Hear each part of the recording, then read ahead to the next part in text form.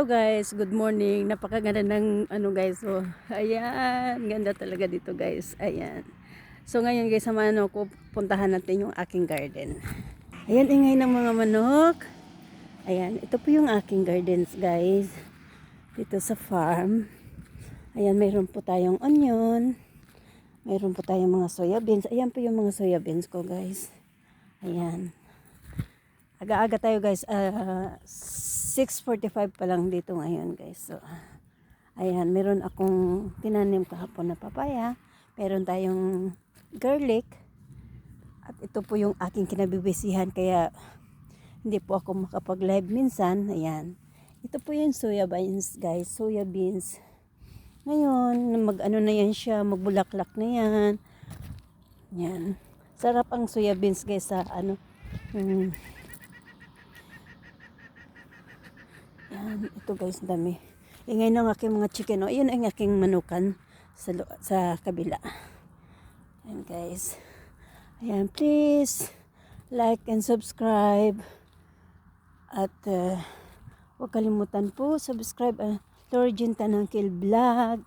Dahil iba po ang ating hangarin.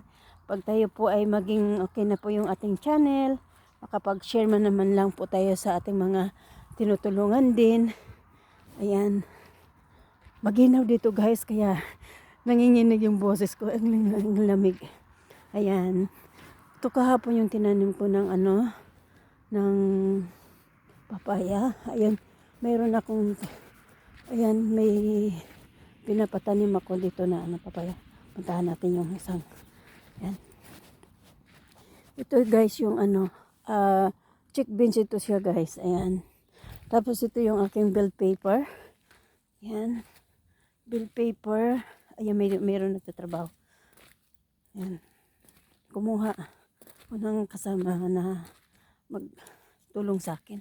Tapos yan yung aking tomato. Ayan. Poland tomato yan siya guys. Meron tayong cherry tomato. At meron pa akong mga beans. Ayan. Ito yung pipe ng tubig. Ayan. Puntahan natin doon. Ayan. As in ang ginaw dito guys. Ayan. Maaga pa yung may nagtrabaho na. Ayan.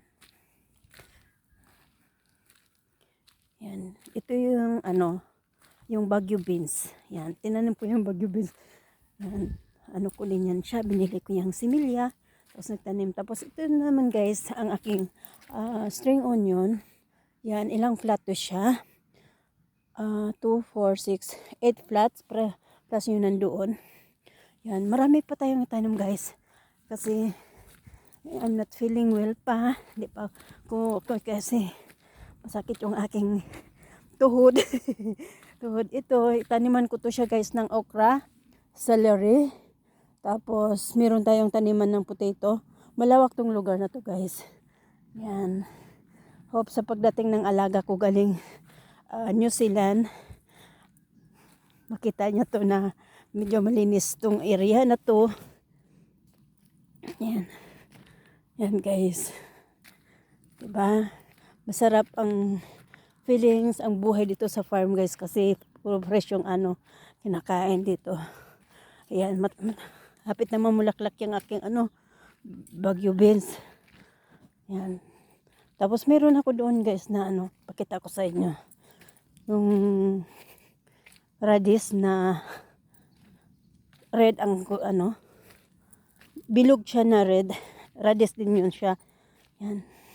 Ito mga onion pa rin yan. Marami pa akong tanim guys. Yung doon, yung pinakita ko kahapon sa vlog ko. Celery yun. So, yan. Dito, meron din onion dito. Ngayong umaga pinapataniman ko ng kahapon 60 ka papaya yung tinanim dito plus mayroon akong 25. Yan. So, ayan guys yung sinasabi ko radish yan siya guys. Tingnan mo yung mga bunga. Tingnan mo yung mga laman Yan. Yan. Masarap ito sa salad guys.